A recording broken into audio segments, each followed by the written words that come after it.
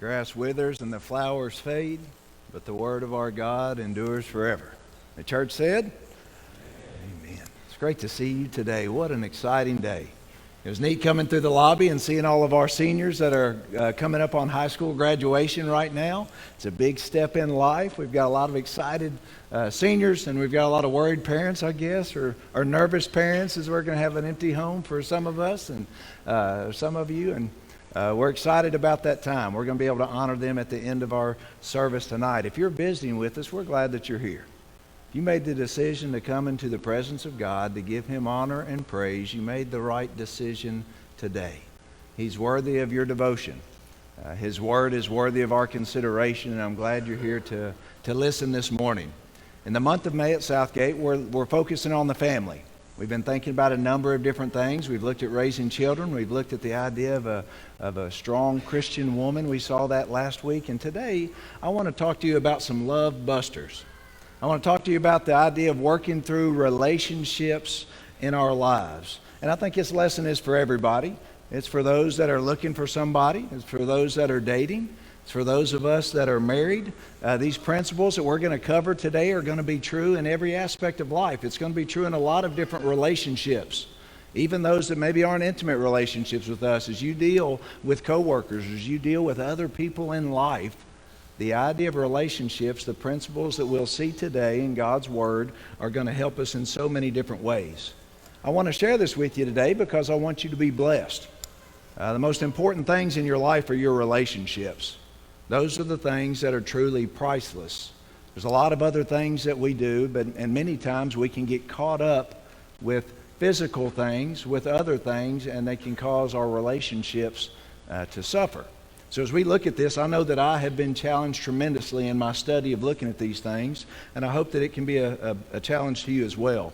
Dr. William Harley wrote a book, a best-selling book, that was called Love Busters, and that's sort of where the idea, at least for the title of our lesson, looked at. And he looked at a number of different things that caused relationships not to work. A lot of things that can sneak into a relationship and can cause problems in life. And as he talked about that, he said that every person sort of has a love bank. His principle that he was talking about was that each person within their lives has something that's going to draw them or allow them to be attracted and want to be with somebody else.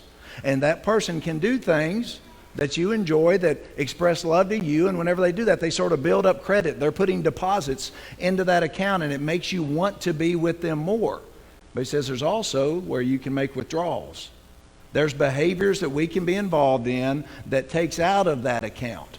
And whenever you start to do things that take out of that account, that's when that relationship starts to waver. That's when you start not being as interested with that person. When you think about being married to someone, whenever you have made all of these withdrawals, eventually you can run out of credit, can't you? Whenever you get to that point, that marriage or that relationship is in trouble. Well, what he did was he talked about a number of different things that can cause you to act in such a way that make you be at a deficit in your relationship with other people. And he called those love busters. Whenever you do things that hurt somebody, either through your actions or through that idea of carelessness in what you do, you're making withdrawals from that emotional bank. And we have to be careful about that. In life, we have a lot of natural instincts that we have. We're just, look, this is what I think as soon as I face a situation. And in relationships, that's true as well. We have a lot of natural instincts that whenever you get into trials, whenever you get into turmoil, that look, this is just what I do, and they can serve us well, that's what's easy for me to do. And in different times in life, that can be helpful. That can help us during trials and difficulty. Sometimes they can be helpful, but sometimes we can also let those natural instincts grow into behaviors that are damaging, that cause problems, that bring about issues in our relationships. Those desires that we had that sort of self-protect or to give us the things that we need all of a sudden can start causing us to be controlling, can cause us to be abusive to even those that we're in a relationship with that we love. So these love busters are just actions that sort of drive a wedge. This morning we're going to look at 3 of them, and then at the end of it, we're going to get through this as quickly as we can, because at the end of it, I want to give you a couple love boosters as well. Some other things that you can do to help relationships this week as you leave. The first one that I want you to consider when it comes to love busters is the idea of a selfish demand.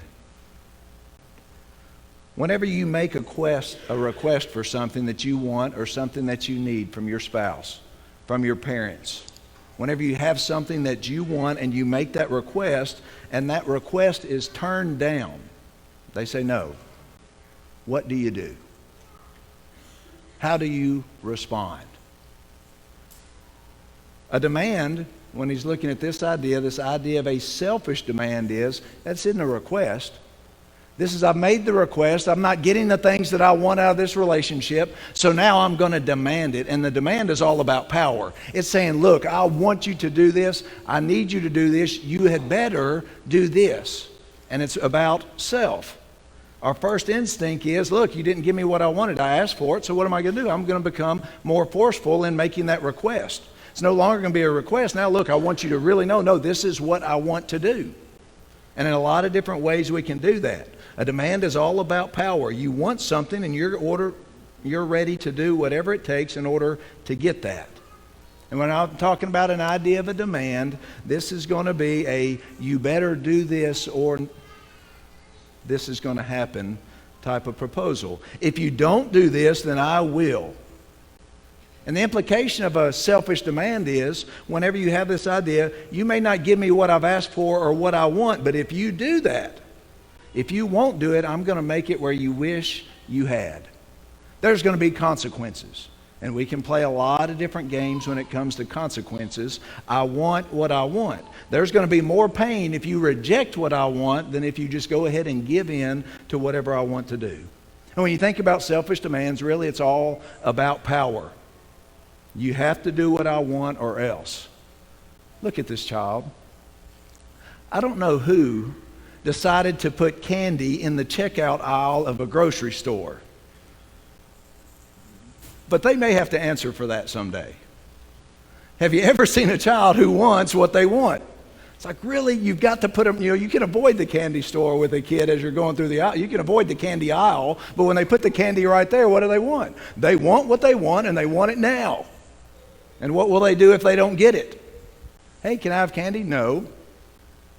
Can I have candy? No. And then you just can go through a total come apart. It's childish. It's kind of natural. We do that all the time. And we see that, and you can see children throwing a fit all over the place. I want what I want now. But you see it later on in life too, don't you? Sometimes you can see it in the mirror. Because I want this. And whenever somebody won't give me what I want right now in the way that I want it, I start to make these selfish, sometimes childish demands. It can come from a child to their parents. It can come from a parent to their child. You're going to have to do this for me. It can come from a boyfriend. It can come from a girlfriend. It happens all the time between spouses. But we have to be careful when it comes to the idea of a selfish demand. Young people, if you're dating somebody and they come to you and they make a selfish demand that's all about them and what they want, and they're telling you to do something because that's what they want, that's not love. It's a selfish demand, and it's a warning sign about a relationship, about a person. In our marriages, whenever we have things that we want, what a selfish demand does is says, I'm going to bypass this idea. Your spouse probably said no for some reason, but see, I'm not really interested in figuring out the reason and trying to come to some type of compromise or understand why you would be resistant to this idea, to this purchase, to this activity, to whatever's going on. And instead, I'm just going to demand it louder, and that's what I want. And when you do that, you're making withdrawals. You're trying to say, I want this done, and it's a power struggle. In marriage, power is to be shared. Ephesians chapter 5, verse 21, he's about to get into the idea of husbands and wives, and in that chapter he says, but you be subject. Other versions say submit to one another in the fear of Christ. See, the love buster is the opposite of this concept. This idea of a selfish demand isn't that I'm going to be subject and we're going to share power. It's who's going to be the most powerful. And some people just give up and, okay, well, I'm just going to give in to whatever the person who's making the selfish demand wants.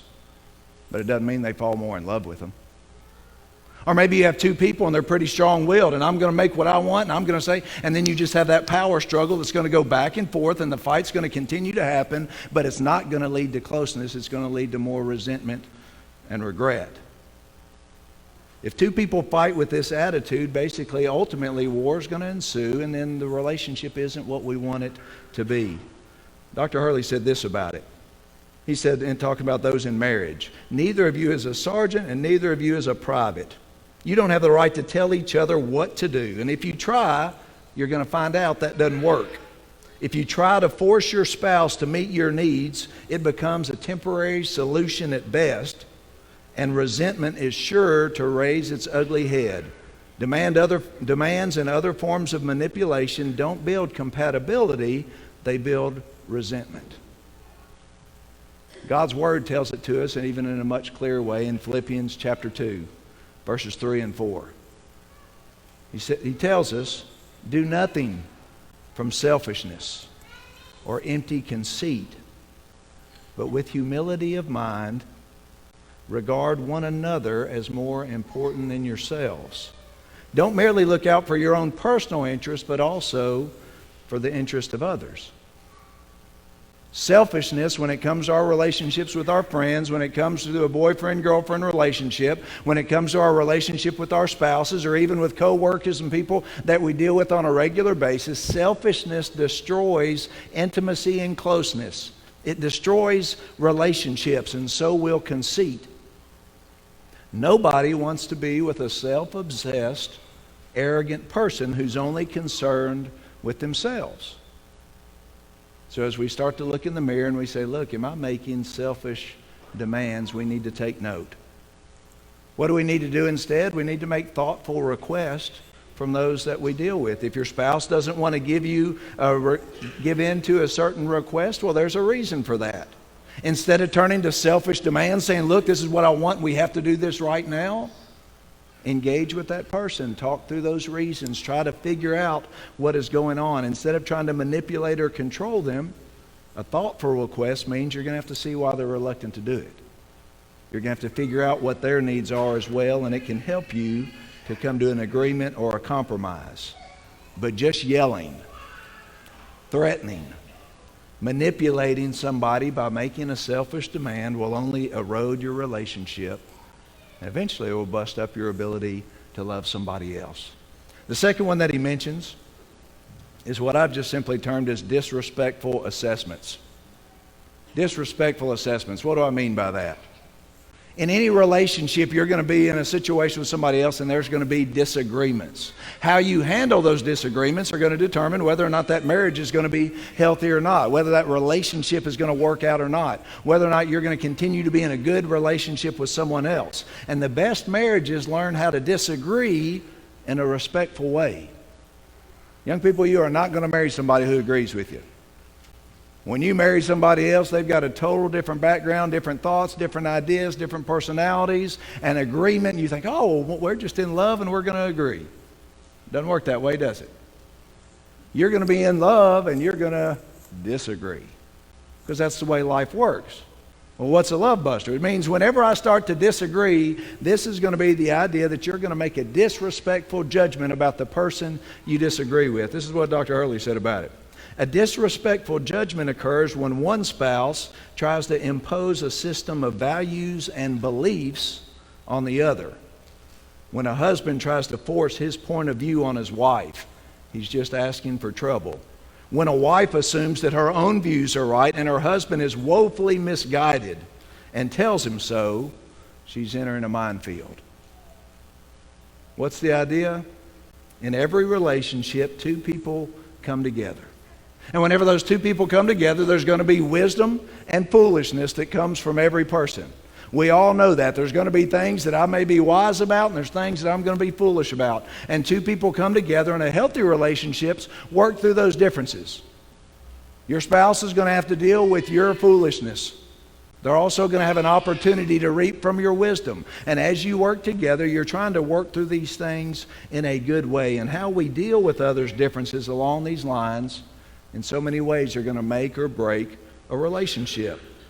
Because these differences are going to be what's going to be the source of conflict, and how you view it and how you assess them is going to be so important in what you do. Males and females see things differently. Has anybody else noticed that? Anybody? We just see things differently.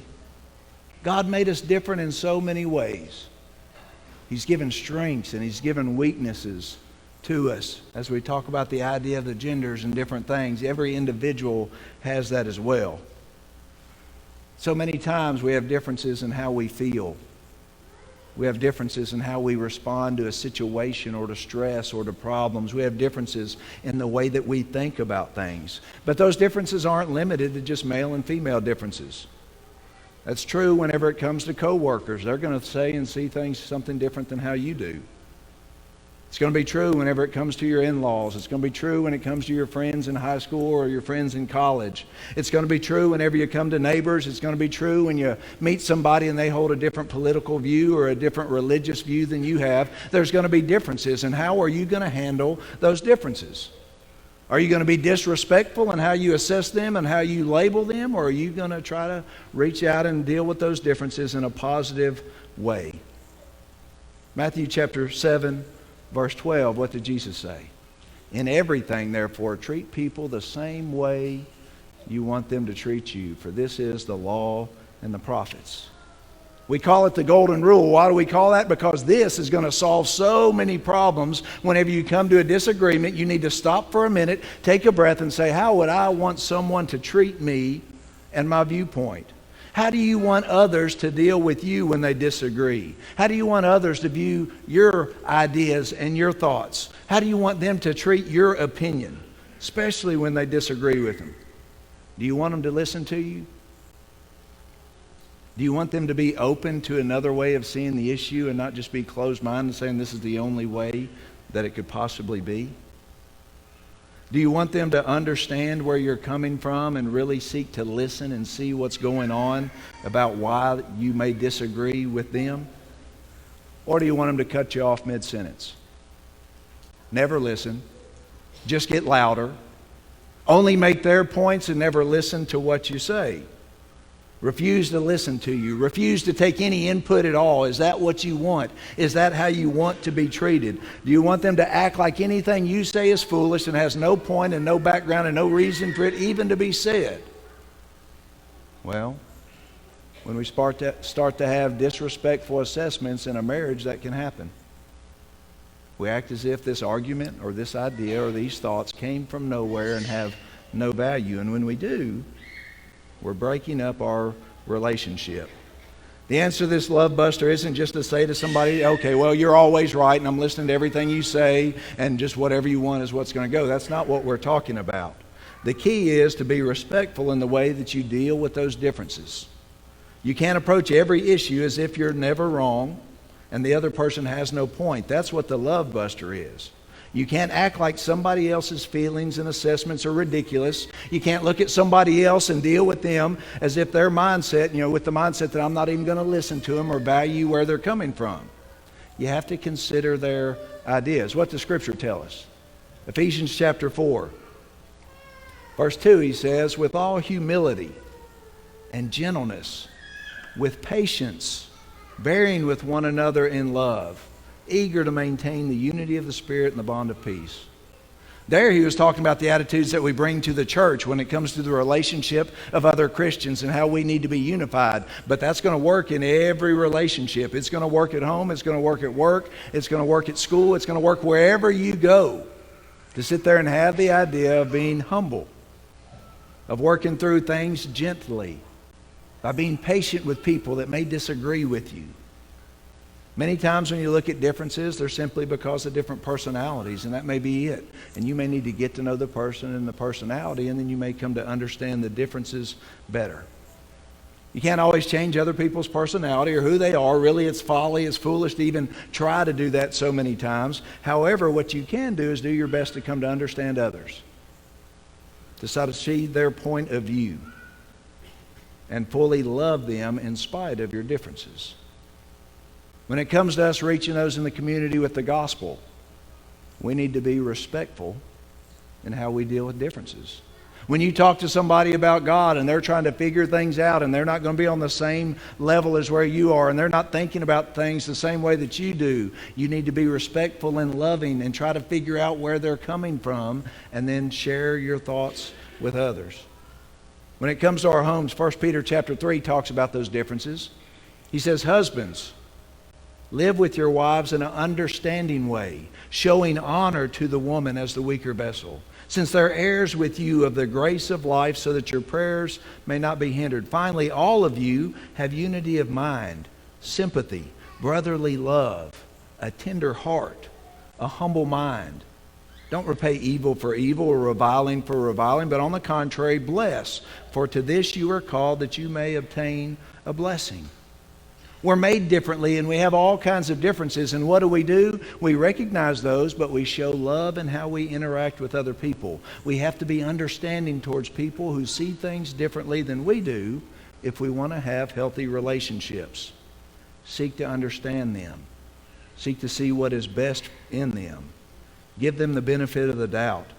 Try to understand where they're coming from without making disrespectful assessments on their motives and their value. Now, when it's a matter of truth, we always want to stick with truth, and we do it with love. Ephesians 4:15. What does he say? Rather, speaking the truth in love, we're to grow up in every way to him who is the head, into Christ. So we don't give up on what we believe. We don't say that our point doesn't make any sense. When we know what is true and people disagree with what is true, that's going to be something we're going to face in life. But what do? We don't get angry. We don't be disrespectful. We don't insult and put other people down. What we want to do is come to that, assess those differences, and try to handle it in a loving way. Well, in life, whenever we have these natural instincts, we don't get what we want. Demands don't bring results. Disrespecting somebody else's viewpoint and showing how foolish it is or ignoring it isn't effective either. What's the next instinct that wants to get in line? The next instinct usually is that we deal with angry outbursts. I'm not getting what I want. I can't manipulate you and tear down your position in a way that you're going to give into what I want to. So eventually, what does it lead to? It leads to me just simply getting angry. Question this morning for all of us. How many times has anger gotten the best of us and made a mess of a situation? I don't want that count, do you? I don't want to think about every time. It's amazing that we serve a God that really could go, okay, well, John, it was this. And I would be like, let's hide. And he says, I'll forgive you and I love you anyways. But so many times what happens is our relationships, we sit there and we're not getting what we want, and eventually we just give over to anger. We give over to outbursts, and all of a sudden we do all kinds of things that we wouldn't do. Why? Because we allowed anger to get into our lives. How many times has anger made you be better as a person? How many times has anger caused you to communicate more clearly and be more persuasive to the person you disagree with? How about never? Because anger doesn't serve that purpose. This is what Dr. Hurley said about this love buster. He said, although the primary reason for angry outbursts is trying to get what we want, our instinct makes us believe otherwise. It turns it into an issue of injustice. When we're angry, we usually feel that somebody is deliberately making us unhappy by not giving us what we want. And what he or she is doing just isn't fair. So in our angry state, what do? We're convinced that reasoning won't work. The offender will keep upsetting us until he or she is taught a lesson, and the only thing such people understand is punishment, we assume. They'll think twice about making me unhappy again. And we think we're using anger to protect ourselves. It offers a simple solution to our problem: destroy the troublemaker. Problem is, if your spouse turns out to be the troublemaker, you're going to find yourself hurting those you've taken a vow to cherish and protect. When we're angry, we really don't care about what other people think. We don't care about their feelings. We simply scorch the culprit as if that's going to put an end to problems. God tells us this in Ecclesiastes chapter 7, verse 9. He says, be not quick in your spirit to become angry, for anger lodges in the heart of fools. We can't let uncontrolled anger work our way into relationships. Stories told many times, and maybe you've heard it, about the young man that had a problem with his temper, as a lot of young men do. He's always going off. He's always getting angry. And his father said, come here. Here's a bag of nails and a hammer. And I'll tell you what you're going to do. Every time you fly off the handle, every time you get too angry, I want you to go over this fence post. And I want you to drive a nail into this post. Young man got it. Day one, 37 nails got driven into the post. Okay, driving them in all day long. But over time, what did he do? He worked on it. He didn't want to sit there and stop what he's doing. I've got to go over here, and you got to walk all the way back over and drive a nail. So he starts working on it, starts trying to improve. And what happens? Eventually it's less and less and less. And then he comes up to his dad one day and says, Dad, I didn't have to drive a nail into the post today. He said, well, great. I'll tell you what. Every day that you do that, take one out. And that's what he did. He got to take one out. And over time, as he changed who he was and changed how he handled situations, he took out one nail after another after another.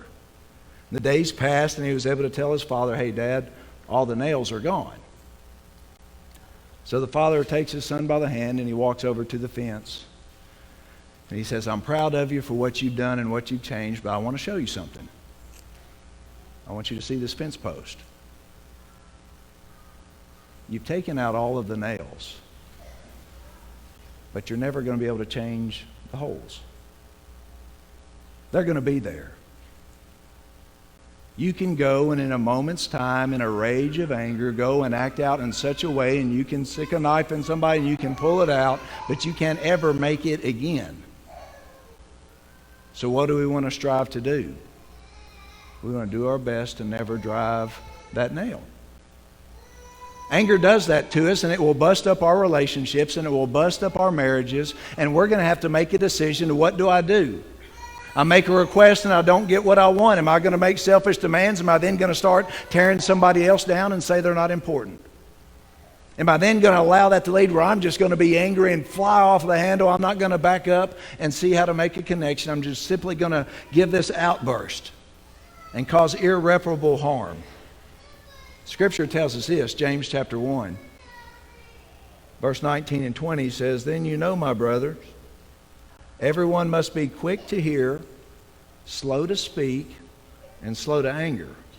For the anger of man does not achieve the righteousness of God.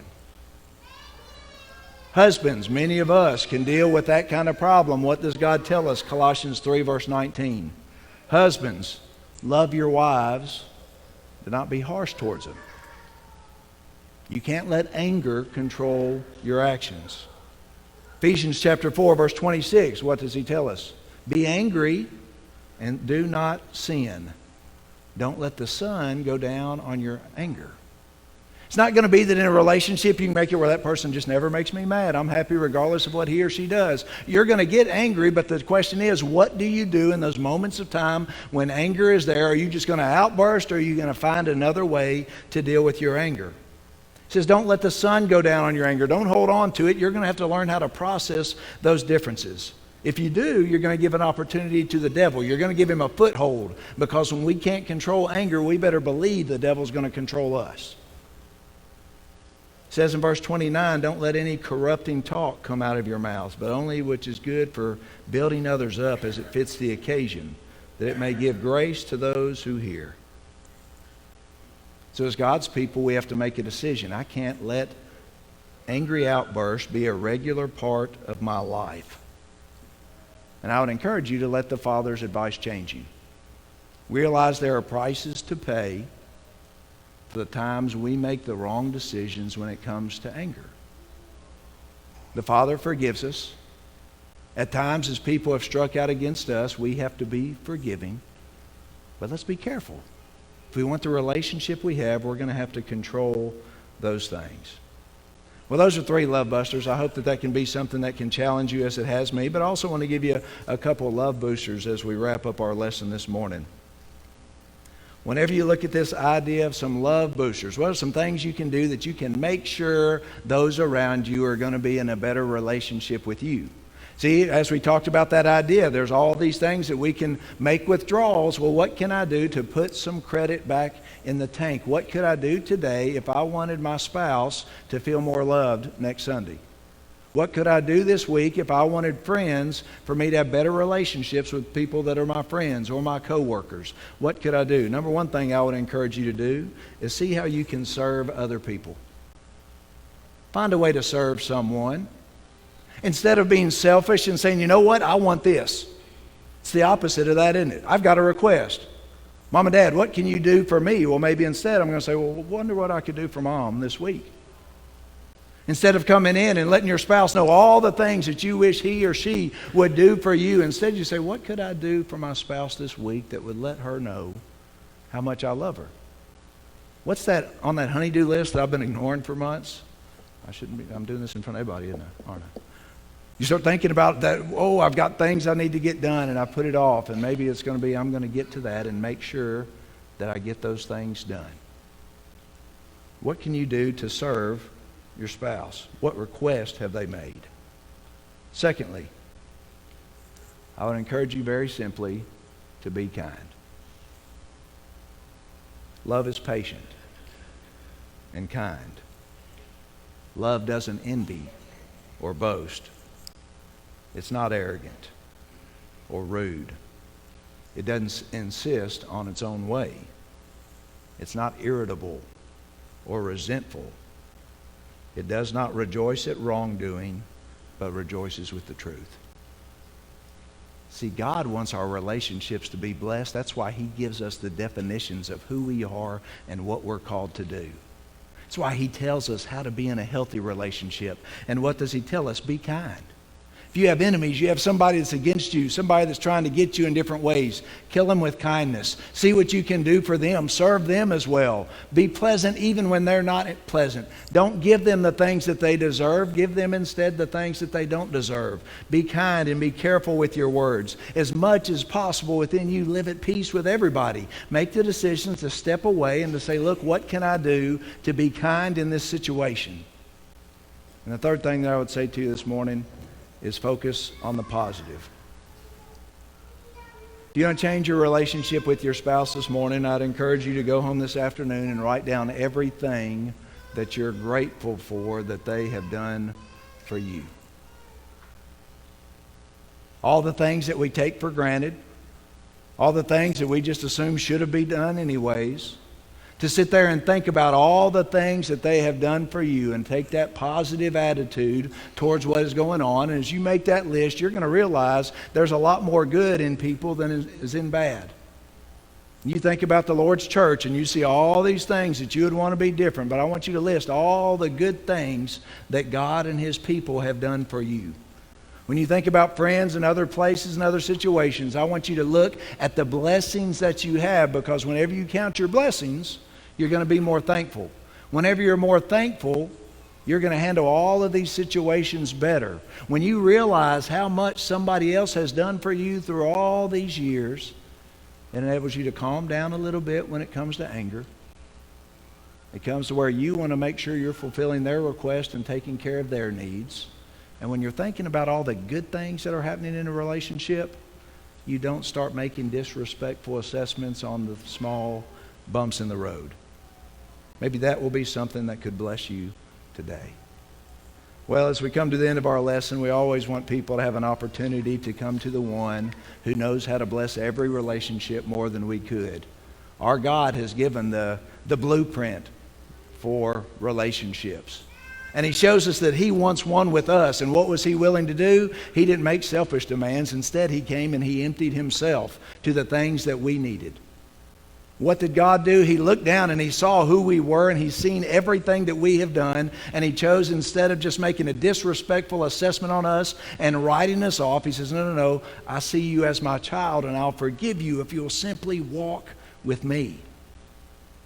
He looks at us, and instead of an angry outburst that gets rid of us at all time, instead He reaches out with love. And He says, accept my Son, believe in Him, Turn away from the behaviors that are messing up your life. Turn away from that sin. Confess my son Jesus and be buried with him in the waters of baptism, and I will give you and every relationship you have a new beginning. Because I will change you. I will walk within you. I will dwell in you, and in doing so, I'll bless every walk of your life.